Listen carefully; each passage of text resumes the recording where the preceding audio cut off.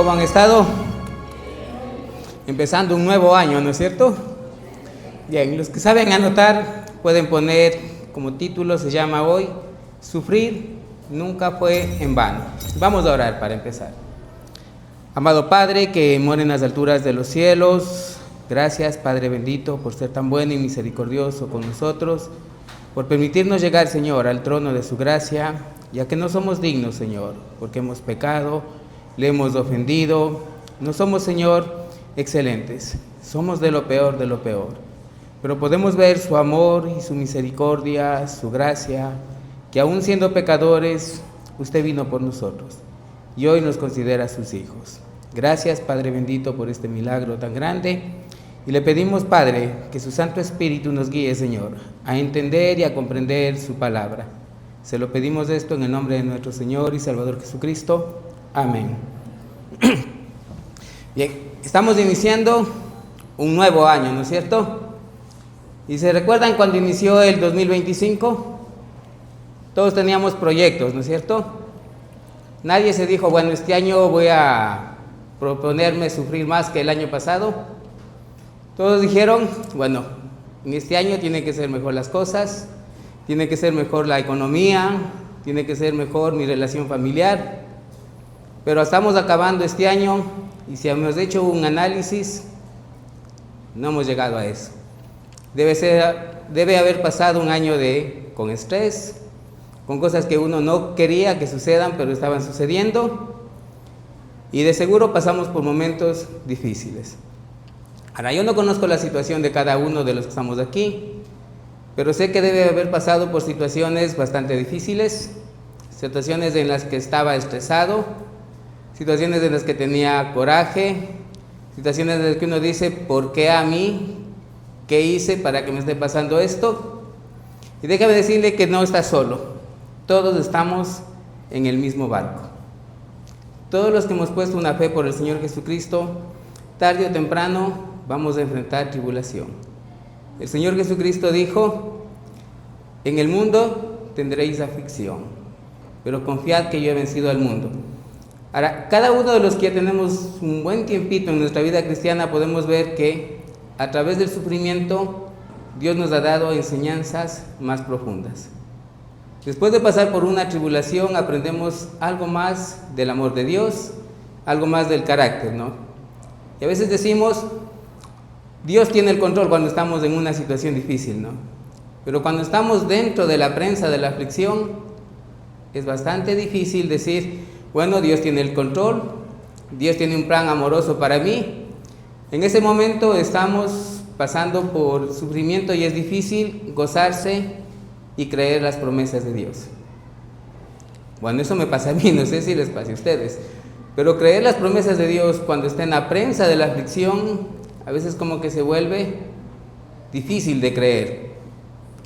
Y veamos que el sufrimiento en el cristiano es un misterio. Se ha hecho bastantes estudios sobre esto, pero no se llega a entender. Y sigue siendo un misterio sobre el cual, cuando estamos en esa prensa de aflicción, siempre nos preguntamos, ¿por qué pasa esto? ¿Dónde está Dios?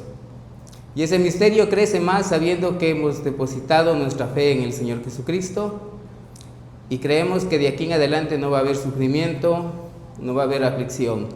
Y cuando llega ese sufrimiento y esa aflicción decimos, ¿dónde estaba Dios en estas situaciones?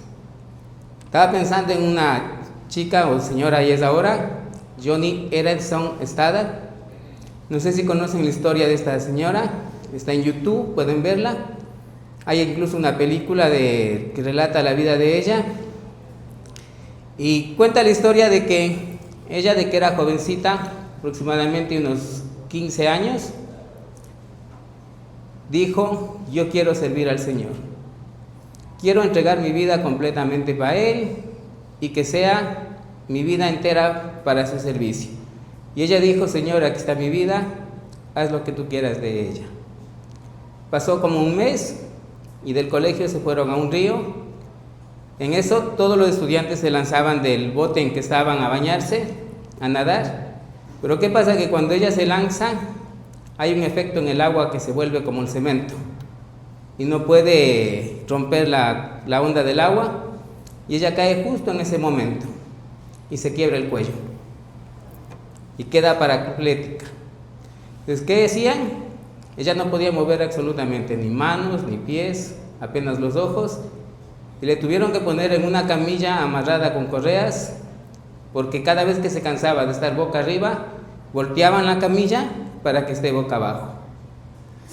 Y ella decía, ¿dónde está Dios en esta situación? ¿Por qué no permitió que, como todos se metían en el agua, se pase esto? Y ella siempre decía, ¿por qué a mí? Y ella cuenta en la historia de su vida que un día, leyendo el Evangelio de Juan, entendió que muchos enfermos estaban ahí y no fueron sanados. El Señor Jesús vino por la sanación del alma de cada persona. Al fin y al cabo, algún día vamos a morir. ¿Y de qué sirve tener un cuerpo sano si va a pasar toda la eternidad en el infierno? La prioridad del Señor es nuestro espíritu, nuestra alma, que va a estar en toda la eternidad junto a Él. Y no bastó con esa enfermedad, sino que ella empezó a tener cáncer, y un cáncer que hasta el día de hoy cuenta ella que vive luchando. Hablemos de otra mujer, Elizabeth Elliot, no sé si la conocen. Ella en su juventud dijo, yo quiero formar un hogar, quiero tener una familia, servir como misionera, y vino acá al Ecuador siendo soltera. Aquí se casó con el que fue su esposo, se casaron y estaban sirviendo, y él fue el que entró al territorio Auca, y los Aucas le traspasaron con una lanza y lo mataron. Dice, ella quedó con una niña de 6 meses a criar, siendo viuda, y el anhelo de casarse, formar una familia, no terminó. Después de 10 años volvió a casarse. El segundo esposo, a los 3 meses de casado, presentó un cáncer, que ya no tenían una vida familiar ni matrimonial, sino era terapias, hospital y todo ese tipo de vida. Volvió a quedar viuda, vuelve a casarse, vuelve a quedar viuda. Termina su vida con 15 años de demencia. Una mujer que dijo, yo quiero servir al Señor con todo mi corazón. Otra chica se llama Betty Scott, fue como misionera a China, le descubrieron que estaba enseñando la palabra de Dios, el gobierno la tomó, la torturaron, la desnudaron y le hicieron caminar desnuda por toda la ciudad. Luego le hicieron caminar sobre piedras y vidrios cortantes hasta que la planta de los pies se desbarató, llegando al hueso, y luego le cortaron la cabeza. Y podemos ir viendo que la vida de las personas que más aman al Señor, que han crecido más en la fe, enfrentan más persecución y más sufrimiento. Ahora, es obvio para la mente humana decir, ¿por qué sucede esto? ¿Dónde está Dios? ¿Acaso no tenía el poder para impedir estas cosas? Ahora, nadie de los que estamos aquí hemos sufrido como Joni Eareckson, nadie ha pasado lo mismo que Elizabeth Elliot o Betty Scott, nadie de los que estamos aquí hemos sufrido como los cristianos descritos en el libro de los mártires, que fueron quemados vivos, que cogieron a sus hijos, los prendían en fuego, y fueron los padres obligados a ver esos horrores, ver a sus padres eran comidos vivos por los leones en el circo romano. No estamos pasando por estas cosas, pero todos pasamos por momentos de estrés, momentos en los cuales decimos, ay no, ¿por qué está pasándome estas cosas a mí? No creo que no haya nadie que diga, en todo el año que pasamos no sufrí estrés, no sufrí por momentos difíciles. Todos vamos pasando por estos momentos, todos tenemos experiencias que nos enojan, momentos en que perdemos el control, o momentos en que decimos, ¿dónde está Dios en este espacio de mi vida? Entonces, todos, sin excepción de nadie, creo que tenemos momentos de los cuales no queremos vivir. Y una definición de sufrimiento es esta: el sufrimiento es tener lo que no quieres o querer lo que no tienes. Pasar por esta angustia de que estoy pasando por una circunstancia que no quiero que pase en mi vida, o vivir anhelando una circunstancia a la cual no llega por más que busque y me aferre con todas mis fuerzas. Y esa circunstancia se va y no viene. Por ejemplo, los misioneros que vinieron al Ecuador, ellos nunca quisieron venir a morir aquí. Ellos, la idea era venir, establecer iglesias, regresarse a su casa, a su país y acabar su vida junto con su familia. ¿Pero qué les pasó? Sufrieron lo que no querían, la muerte. Una vez le entrevistaron a Visa Delia en un programa de televisión y el que la entrevista le dice: ¿cómo enseña usted a su hija de 7 años el Salmo 23 y el Salmo 91? Y ella dice: ahora quiero que piense cómo una madre trata de enseñar a su hija estos salmos. Y leamos estos salmos. El Salmo 23 dice: Jehová es mi pastor, nada me faltará. En lugares de delicados pastos me hará descansar, junto a aguas de reposo me pastoreará, confortará mi alma, me guiará por sendas de justicia por amor de su nombre. El Salmo 91 dice: el que habita al abrigo del Altísimo morará bajo las sombras del Omnipotente. Diré yo a Jehová: esperanza mía y castillo mío, mi Dios, ¿en quién confiaré? Él te librará del lazo del cazador, de la peste destructora.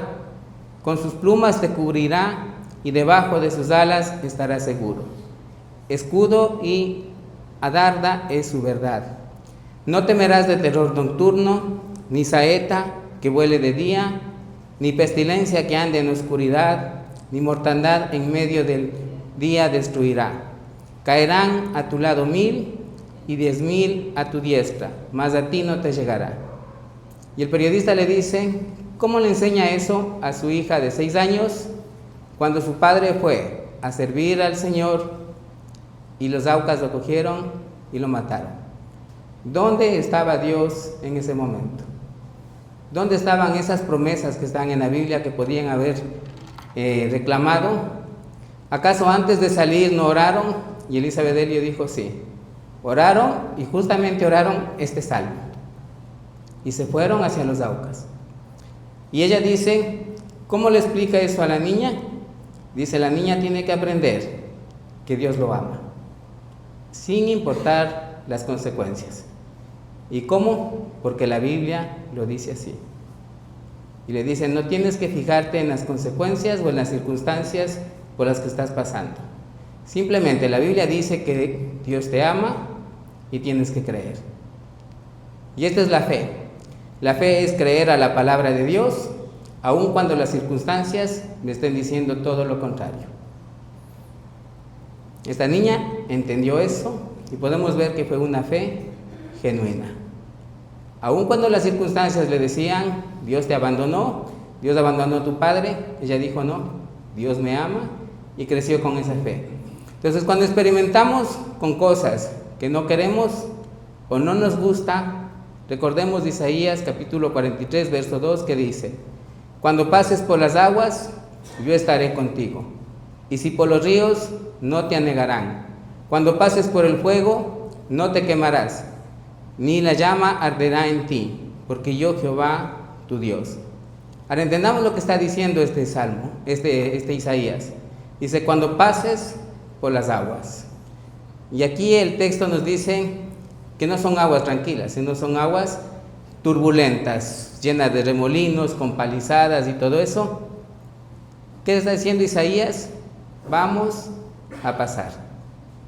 No está diciendo que Dios va a evitar ese transcurso por esos momentos tan turbulentos. Pero aquí hay una promesa que dice: yo estaré contigo. Si por los ríos, no te anegarán. Cuando pases por el fuego, no te quemará. Ahora entendamos que no todo va a estar bien ni va a ser color de rosa. Iniciamos un año en el que tal vez tenemos expectativas muy altas, pero Dios dice: va a haber circunstancias en las que les van a estresar, circunstancias en las que van a decir: no, yo no quiero esta situación, pero recordemos que Dios dice: ahí voy a estar yo. Esta es la promesa, que Dios va a estar en nosotros en medio de las circunstancias difíciles.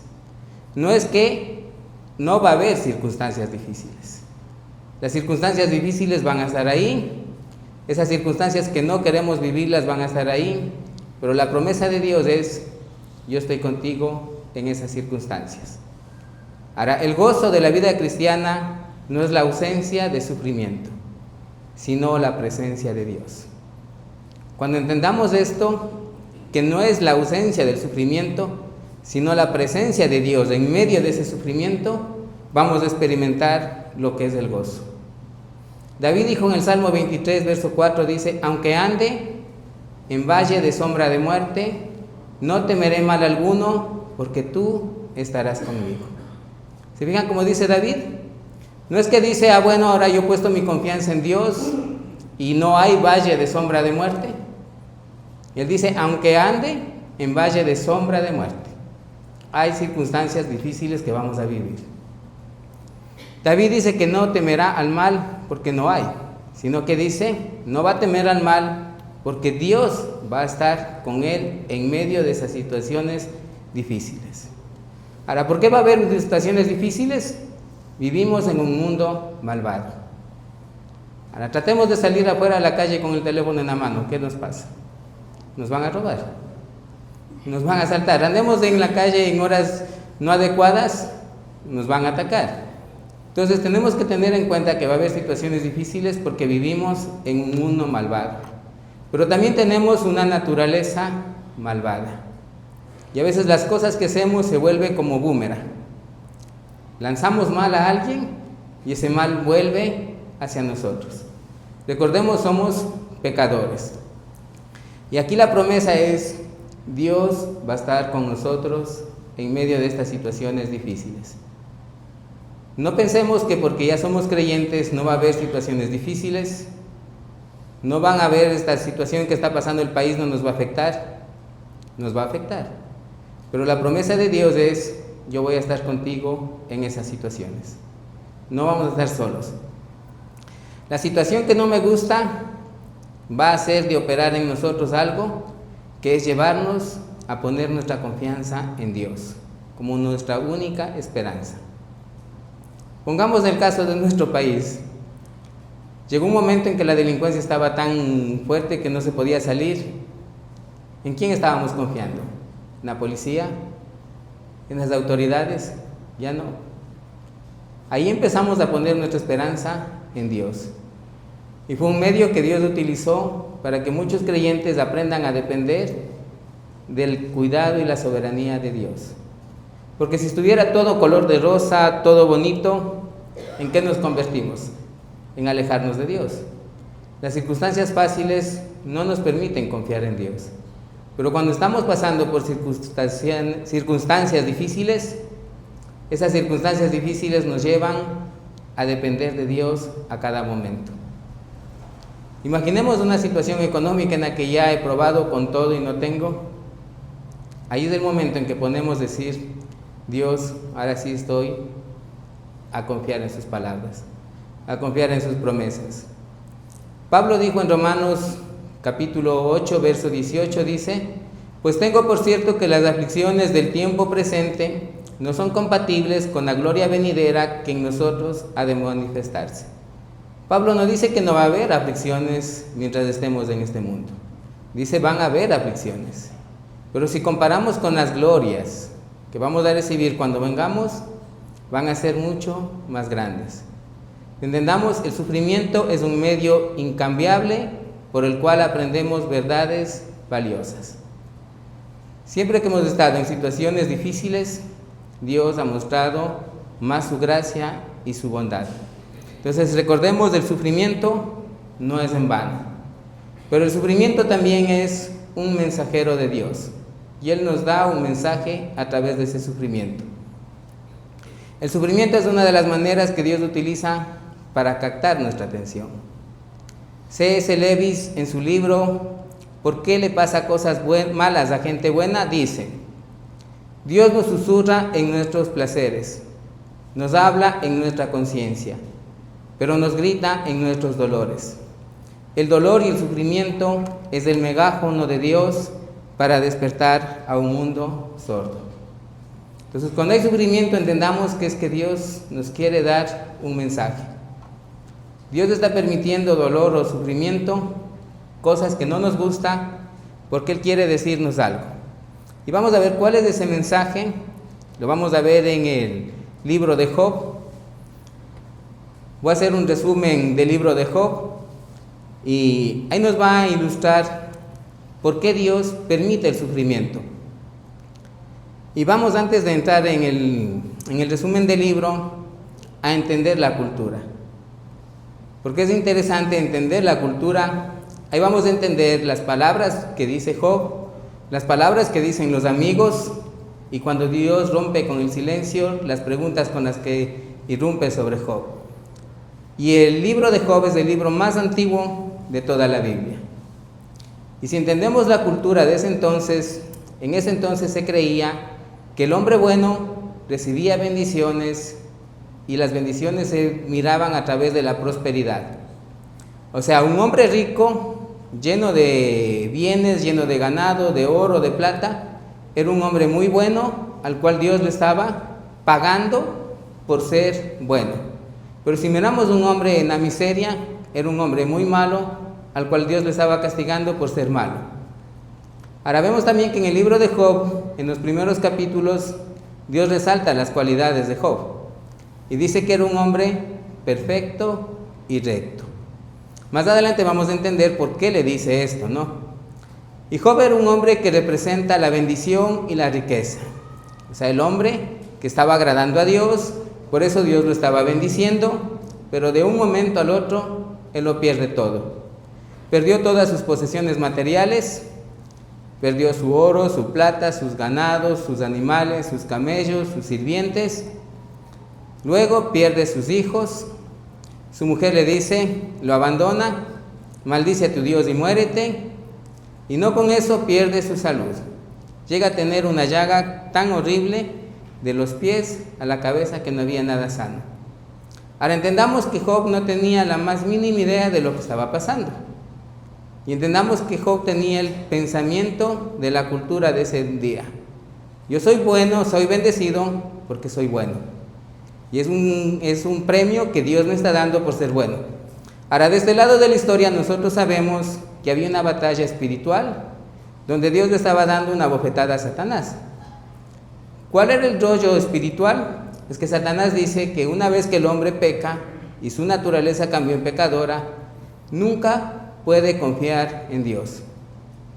Y Dios le dice, sí es posible. Y es por eso que Dios le dice, mira a Job. Es un hombre temeroso y apartado, temeroso de Dios, apartado del mal. Pero Job no tiene conocimiento de esta batalla, ni de que su fe va a estar puesta a prueba.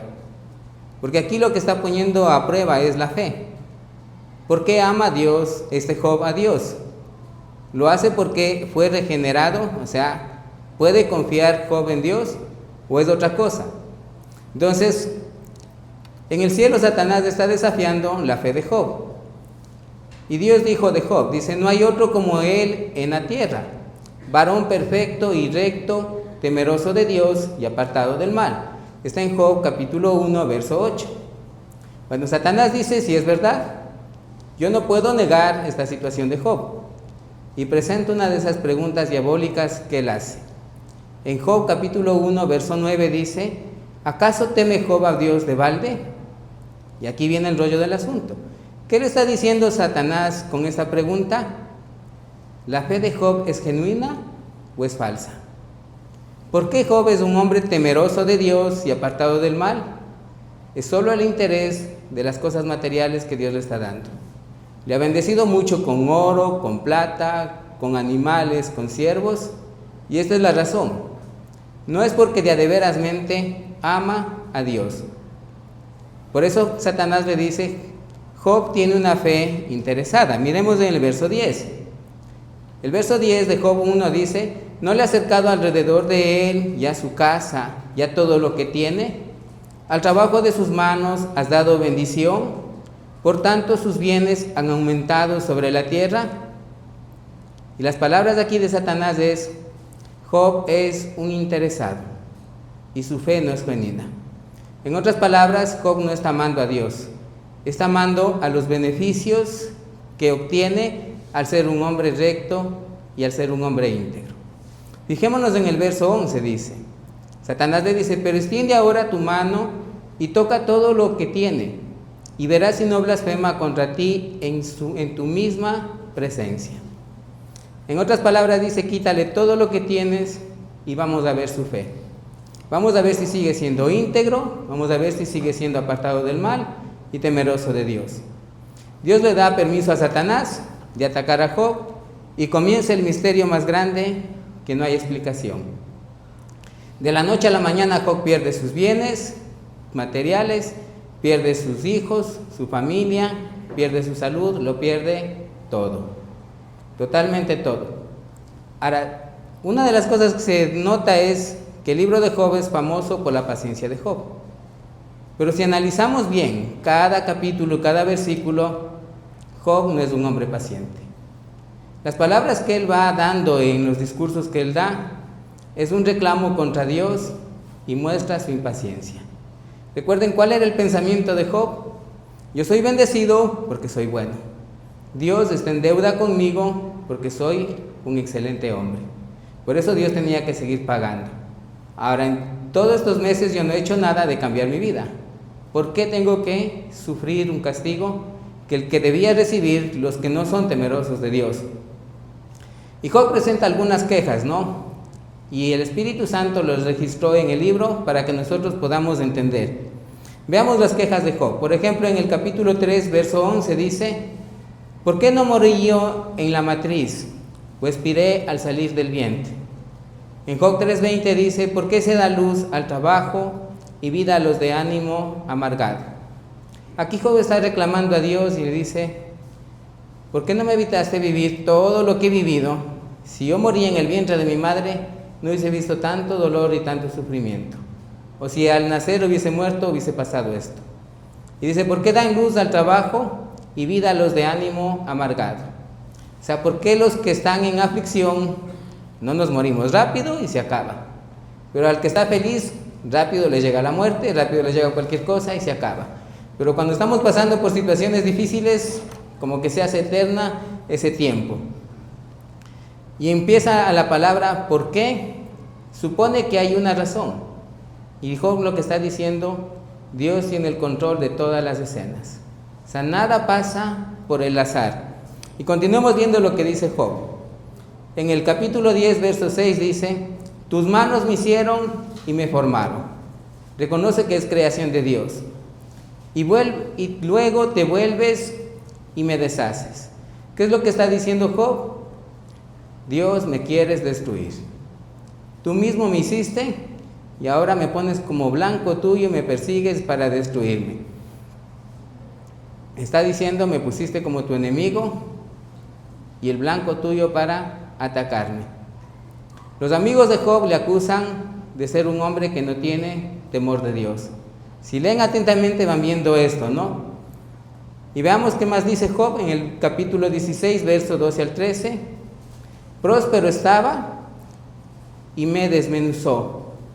Me arrebató por la cerviz y me despedazó y me puso por blanco suyo.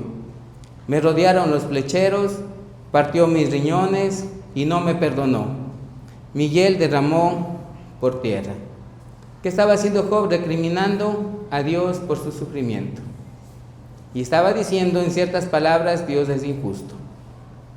Era un hombre próspero, o sea, necesitaba tener estas bendiciones porque he sido íntegro, no he hecho nada que cambie mi integridad y ahora estoy sin dinero, sin salud, sin familia. ¿Por qué Dios está haciendo esto? Si sigue leyendo el libro va a ver que Job sigue haciendo preguntas y preguntas. ¿Por qué Dios esto? ¿Por qué? ¿Por qué? ¿Por qué? Y vemos que Dios no responde a ninguna de las preguntas de Job. Hasta cuando llega el libro donde Dios rompe el silencio y vemos que Dios le está haciendo un poco de preguntas a Job. No le responde a las preguntas que le estaba haciendo, pero Dios le habla con preguntas. Y Dios le dice, ¿dónde estabas cuando puse los cimientos de la tierra?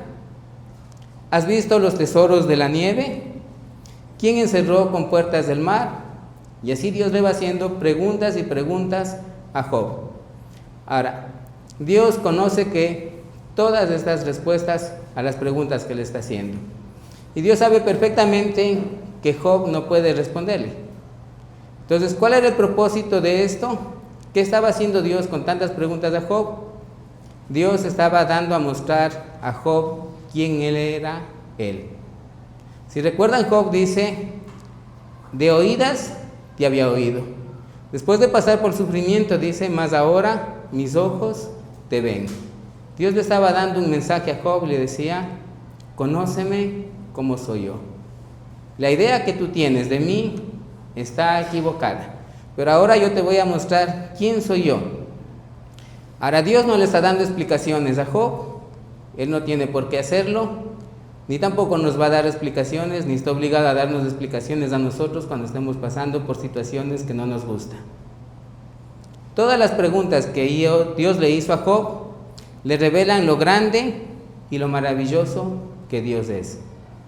Job pensaba que Dios estaba en deuda con él, porque recordemos, la cultura lo decía eso.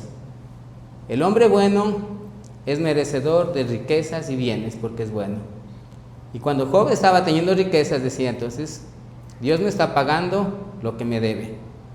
Pero después de la aflicción, Dios le muestra a Job la grandeza que es él y lo pecador que es el hombre. Y ahí Job puede decir, yo soy un pecador y ahora he visto a un Dios que declara justo a los pecadores, que bendice a los que no se merecen nada. Podemos ir viendo cómo cambió la perspectiva de Job. Antes Job decía, Dios es un deudor de bendecirme.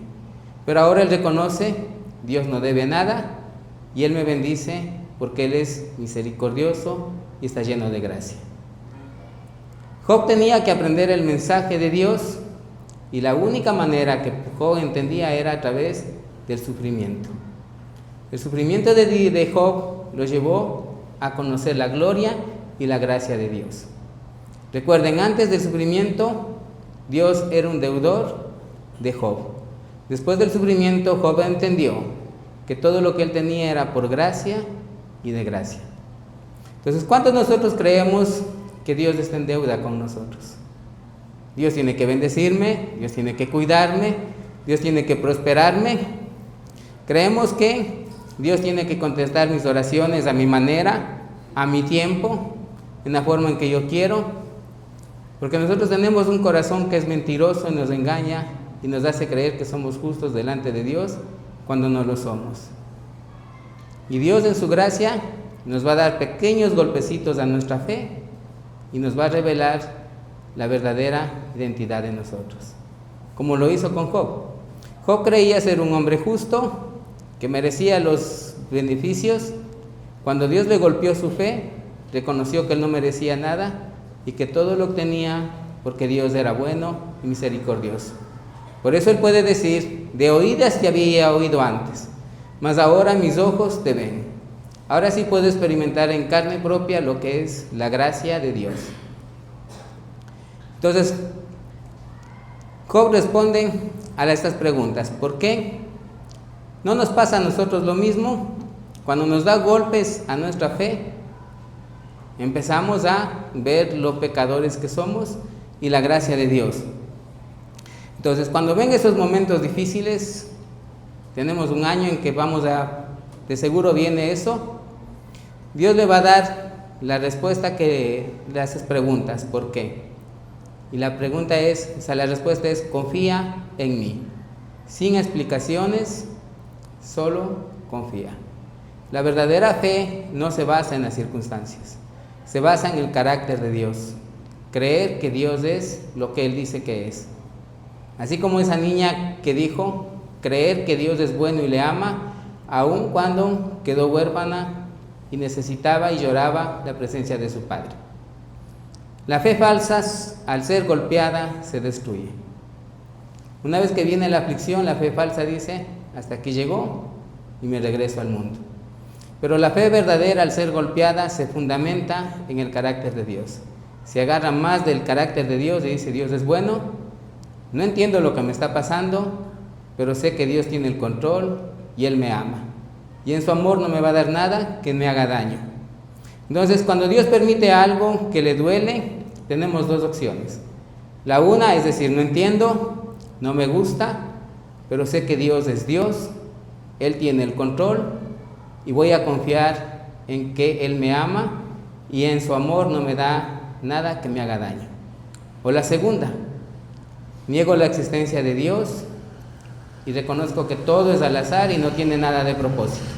No hay términos medios. O creemos en Dios y confiamos en Él, o lo negamos. Pensemos un momento en Daniel en el foso de los leones. Imaginémonos él parado en medio de leones hambrientos. Puede ver que la fe de Daniel descansaba en el carácter de Dios.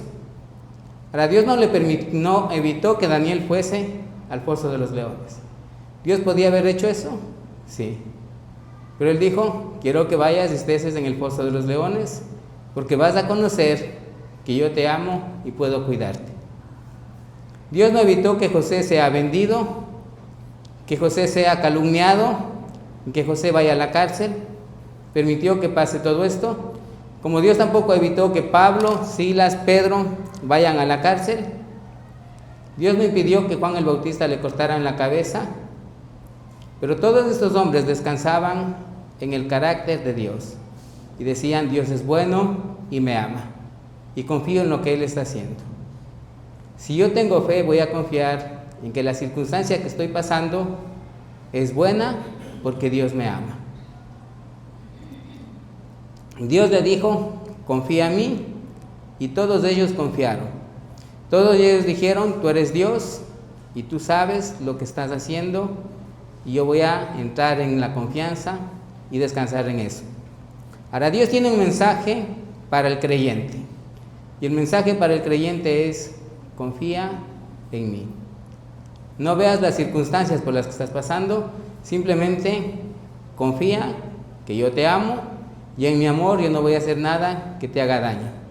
¿Son situaciones difíciles? Sí. La fe verdadera se afirma en el carácter de Dios, mas no en las circunstancias. Pero Dios también tiene un mensaje para el incrédulo. ¿Cuántos de nosotros hemos estado diciendo: quiero orar por un pariente que no toma una decisión por el Señor Jesucristo? Y Dios dice: yo voy a mostrarme a esa persona. Pero ¿qué pasa si Dios decide utilizarle a usted para mostrarse a Dios ante ese pariente incrédulo? Recuerden, ese pariente incrédulo no conoce de Dios. Y tenemos un pasaje que nos enseña esto en Daniel capítulo 3, verso 15. Y se trata de 3 muchachos que estaban ahí en Babilonia, y al rey Nabucodonosor se le ocurre hacer una estatua de él grandota, inmensa. ¿Y qué representaba eso? Yo soy Dios, yo tengo el poder absoluto. Y dijo que van a poner música y tenían que todos postrarse ante esa estatua. Y estos 3 varones no se postraban, y fue dado ante el aviso del rey. Y aquí tenemos el pasaje, capítulo 3, verso 15 de Daniel. Dice: ahora pues, ¿estás dispuestos para que al oír el sonido de la bocina, de la flauta, del tamboril, del arpa, del salterio, de la zamponia y de todo instrumento de música, os postréis y adoréis la estatua que he hecho? Porque si no la adoréis, en la misma hora seréis echados en medio de un horno de fuego ardiente. Y es muy importante esta parte que dice: ¿y qué Dios será aquel que os libre de mis manos? Este rey no conocía a Dios. El único Dios que él conocía era él mismo. Y él dice: ¿qué Dios habrá? O sea, no hay nadie más poderoso que yo estoy en el lugar de Dios. Y aquí Sadrach, Mesach y Abednego fueron echados en el horno ardiente. Y veamos qué es lo que pasó. En el capítulo 3, verso 26 dice: entonces el rey Nabucodonosor se acercó a la puerta del horno de fuego ardiendo y dijo: Sadrach, Mesach y Abednego, siervos del Dios Altísimo, salid y venid.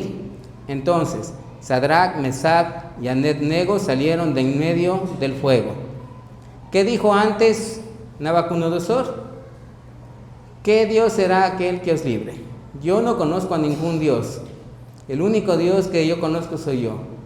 Pero ahora en el verso 26, después de que ellos entraron en el fuego, dice, siervos del Dios Altísimo. Estaba reconociendo que existe un Dios por encima de él. Hay más, en el verso 28 del verso 3 dice, entonces Nabucodonosor dijo, bendito sea el Dios de ellos, de Sadrach, Mesach y Abednego. Ahora, ¿qué está haciendo? Está bendiciendo al Dios que acaba de reconocer. ¿Pero qué tuvo que pasar esto? Tuvo que ser puesta a prueba la fe de 3 creyentes.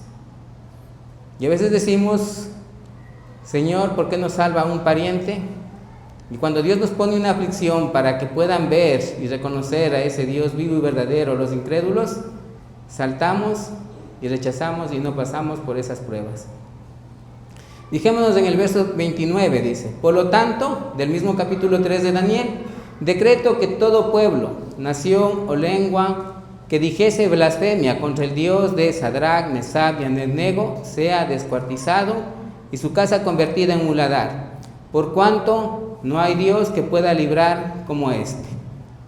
Recordemos, Dios tiene un mensaje para el creyente y es, confía en mí. Pero también tiene un mensaje para el incrédulo y es, no hay otro Dios fuera de mí. Y Dios a veces va a utilizar al creyente para mostrar ese poder que Él tiene en los incrédulos. Entonces, cuando Dios permite el sufrimiento, le está diciendo, confía en mí, que yo soy Dios. Pero también le está dando un mensaje al incrédulo y dice, yo soy Dios y no hay otro Dios fuera de mí. Ahora, ¿podemos tener gozo en el medio del sufrimiento? Antes de entender que el sufrimiento es un medio por el cual Dios nos habla, no. Pero si entendemos que es un medio por el cual nos está hablando, nos está dando un mensaje, sí vamos a poder. Entonces, cuando sufre, Dios nos está hablando. Y ahora sí tiene sentido las bienaventuranzas de Mateo 5, donde dice, bienaventurados los que lloran. El verso 6 dice, bienaventurados los que tienen hambre y sed de justicia. El verso 10 dice, bienaventurados los que padecen persecución por causa de la justicia. En el 11 dice, bienaventurados sois cuando por mi causa os vituperen y os persigan. El 12 dice, gozaos y alegraos porque vuestro galardón es grande en los cielos. Recordemos, sufrir nunca es en vano. Pero así como también nunca es en vano sufrir, sufrir es una elección. Cuando Dios nos creó, hizo a Adán y Eva, les dio la oportunidad de amarlo y confiar en Él o de desafiarlo. Nunca los puso a obligación y decir, tú tienes que pasar por esto o esto otro. Ellos tuvieron la oportunidad de hacer su libre albedrío. Adán y Eva decidieron desafiarlo y las consecuencias fueron terribles.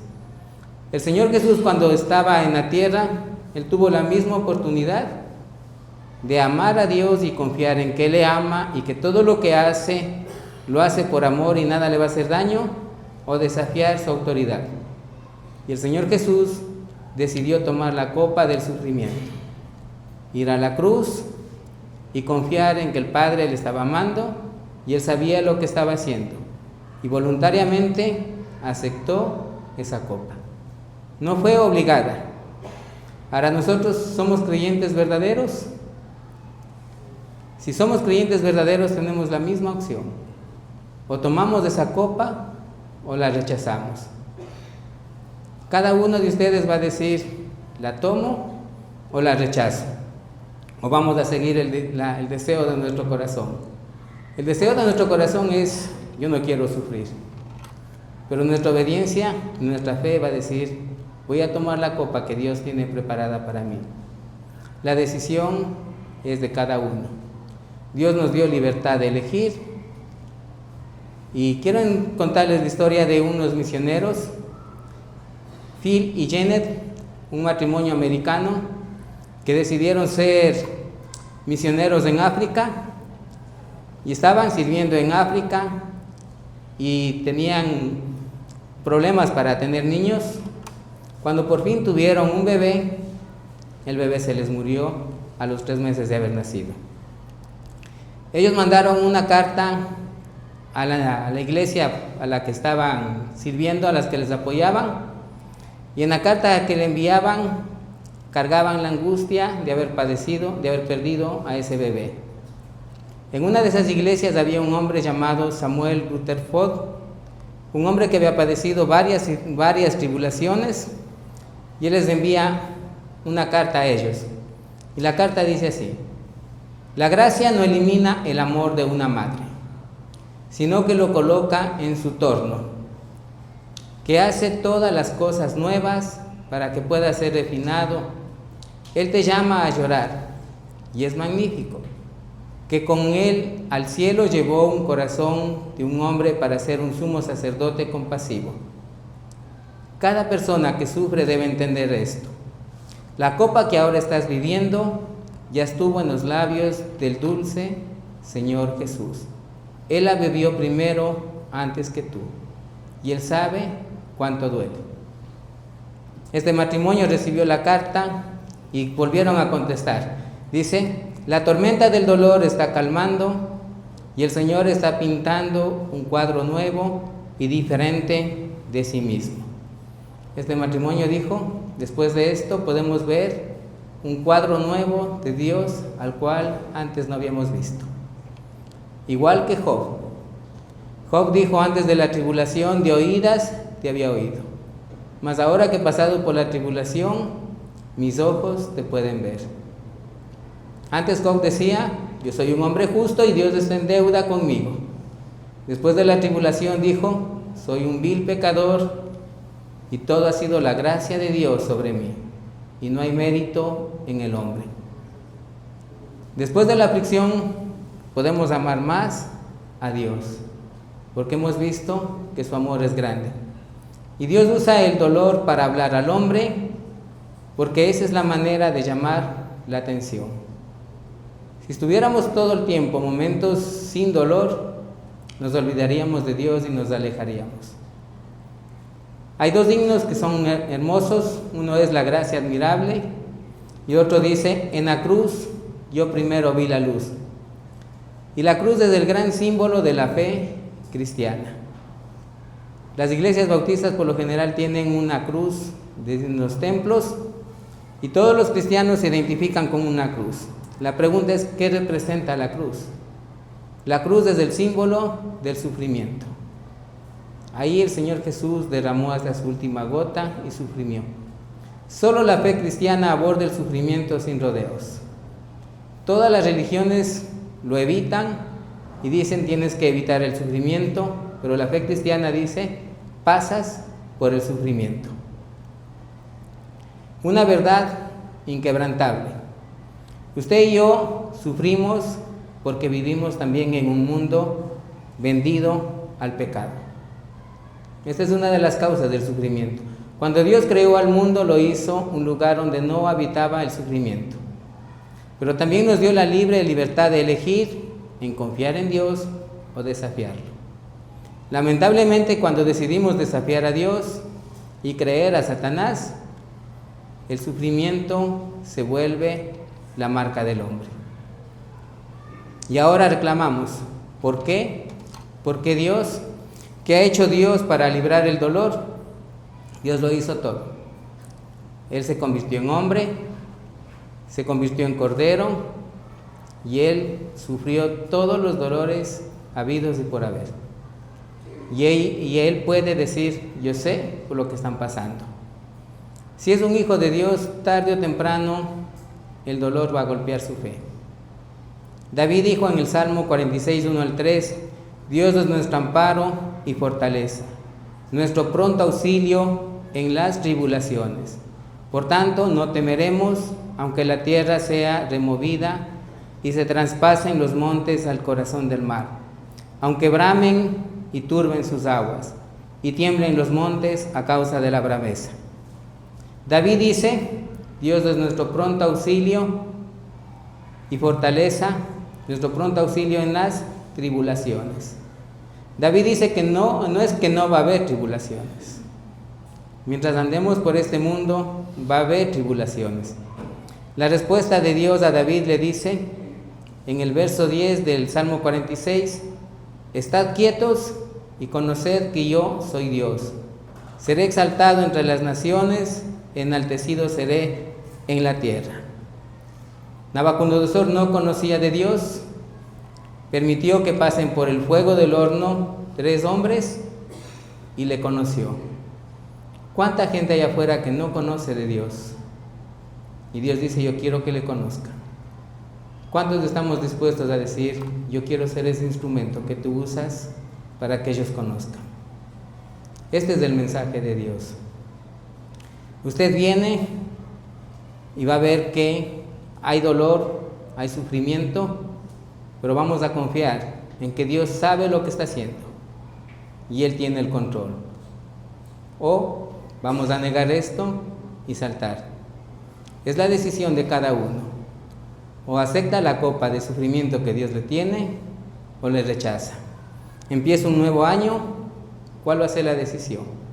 Vamos a ver una aplicación. Solo usted tiene la decisión de tomar o rechazar. Es libre, ni Dios le va a obligar, pero usted va a decir, acepto o rechazo. Y déjeme decirle lo que va a pasar si decide rechazar esa copa. En primer lugar, si no es creyente y usted rechaza esa copa,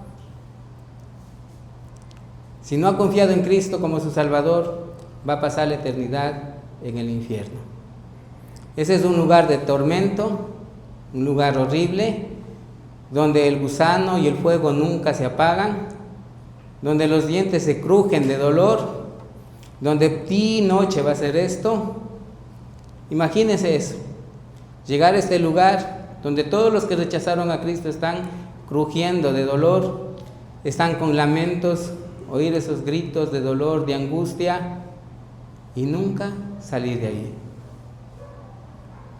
No quiero que nadie vaya, ¿no? Cada persona que estará en el infierno es porque decidió voluntariamente rechazar al Salvador. ¿Qué pasa si rechaza la copa?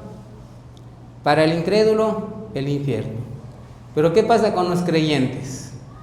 Porque también nos ha dado Dios esta libre oportunidad de elegir. O acepto esa copa de sufrimiento o la rechazo. Si es creyente, no va a ir al infierno, ¿es verdad? Porque el Señor Jesucristo le dio vida eterna. Pero ¿qué le pasa al creyente que rechaza la copa de sufrimiento? Nunca va a desarrollar su fe. Va a ser un creyente que ande de iglesia en iglesia, ya me cansé de esta iglesia, no hay milagros, no hay bendiciones, me voy a otra, no hay esto, no hay esto otro, solo reclamando cosas para mí. Será un creyente llevado por cualquier viento de doctrina. Será un creyente dominado por la carne. Segunda cosa que le va a pasar al creyente, nunca verá la gloria de Dios en su máximo esplendor. Siempre vivirá en las sombras y no verá la gloria de Dios. Tercera cosa, nunca experimentará el gozo de Cristo. Si bien será salvo, pero no tendrá una vida llena de gozo. 4, nunca profundizará en la oración y en el estudio de la palabra de Dios. Será un creyente mediocre, dominguero, pero nunca profundizará en la oración ni en el estudio de la palabra de Dios.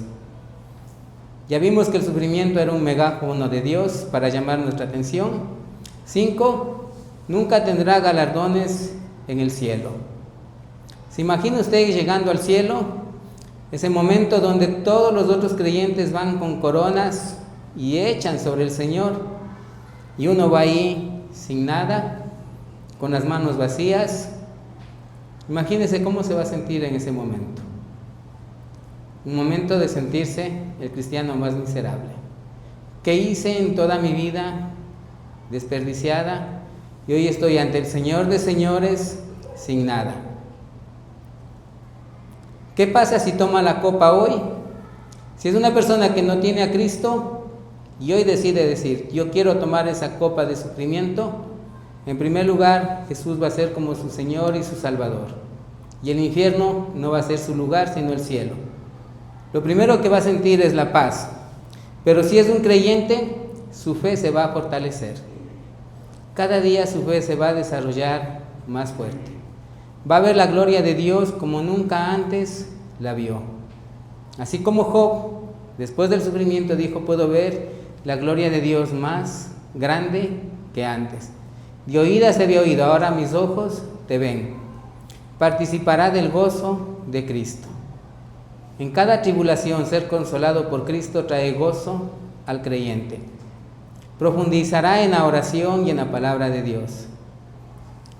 Sí o sí que cuando estamos en aflicción oramos con más fe, con más profunda convicción. En el tribunal de Cristo recibirá coronas. Ahora yo me imagino ese día, ¿no? Imaginémonos, hemos tomado la copa de sufrimiento que Dios tiene y cada creyente va encargado de las coronas, y yo tener una corona y acercarme a mi Señor y Él diga: ven, siervo fiel, entra al gozo de tu Señor. Si tan solo pudiéramos imaginar ese momento, sin duda diríamos: yo quiero tomar la copa de sufrimiento que Dios tiene para mí. Pero es su decisión. Cada quien decide, será bendecido o sufrirá las consecuencias. Pongámonos de pie y oremos para terminar. Oramos. Amado Padre, que mora en las alturas de los cielos, gracias por ser tan bueno, por ser tan misericordioso con nosotros. Y sabemos que usted ha preparado, Señor, para cada uno una copa de sufrimiento. Y es verdad, nuestra naturaleza, nuestra carne dice: yo no la quiero, quiero pasar por alto esto. Pero sabemos también, Señor, que si la tomamos tendremos muchos beneficios, como el crecer en el conocimiento, experimentar del gozo de Cristo. Le pido, Padre bendito, que cada uno de nosotros tomemos una decisión no guiada por nuestra carne, sino guiada por su Santo Espíritu, y tomemos de esa copa de sufrimiento. Gracias, Padre, por pensar en cada uno de nosotros, y gracias por su promesa, porque usted dice que cuando pasemos por las aguas turbulentas, usted estará con nosotros. No que no habrá aguas turbulentas, sino que usted está en medio de estas situaciones tan duras y difíciles. Gracias por su misericordia y gracias por su presencia en las pruebas. En el nombre de nuestro Señor y Salvador Jesucristo. Amén.